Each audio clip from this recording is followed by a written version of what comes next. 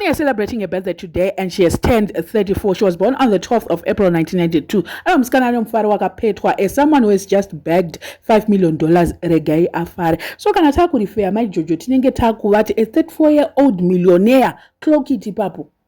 And pane vari kuti she looks more older than her age. Just yafunga kuti pamwe atova kuma 40. Haminoti munomuona sei. Vamwe ndo vari kuti she looks younger. Ari kuita senge akaita sei. Makore ake ari kunyatsoenderana here. I don't know. Hakusi kuti we always picture her as an adult because of dating an older man, because now we can know it's like 10 years, 11 years difference. We can know angari munhu muhombe angakatopa but aiwa tingati kubatirira mwana age okay angari muhombe kuna Sonia. And she was married young. She was married at 24 ikoko 25. 25 angatororwa. So probably ninge kuti she was married young.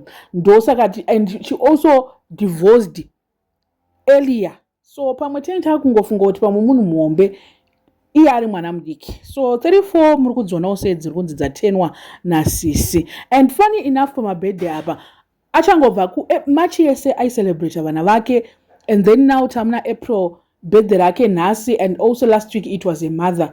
So mabirthday anenge angakawanda mazuva apera achaona zvedu kuti vanenge vachiita iko nhasi, because birthday pamabirthdays mamwe apfuura ayo vanga vachitravela vachita sei. It's only raatara ndo ranga risina kutravela. Even amai vake they traveled, vanga vatori busy nekutravela pamabirthday avo. Sisi vanga varingo unboxa maguchi madio machichichi ndo vari kuunbox, because haungaendesereka like zvisina brand zvisina mutupo kuna millionaire. Unotoenda nezvinhu zvine homwe yakatoti otherwise my friends ake you better like up your game now, because you're now dealing with a millionaire. Hamuchangoendese zvinhu zvisina kana basa rese kuna Sonia. I don't know what you guys think, but regai tione kuti sandi yacho inenge ichapera sei nasisi vane 34 years. Amenopa age pari kungotaurwa nevanhu apa kuti airinga aizvichembedza here nguva yaweek nouya yaari married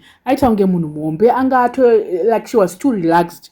That's what I have discovered from what people are commenting, kuti hanzi sisi vanga vakutoita kunge vachembera. It's only now that she is regaining herself kuti she's a 34-year-old.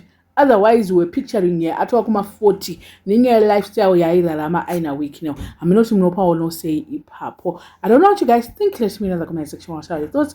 Panya iwasara subscriber, please make sure that you're subscribed, like, comment, and also share this video. Road to 50,000. We are almost at 40 now. Let's do the things that needs to be done to kurumidze kushika our target, which is 50,000.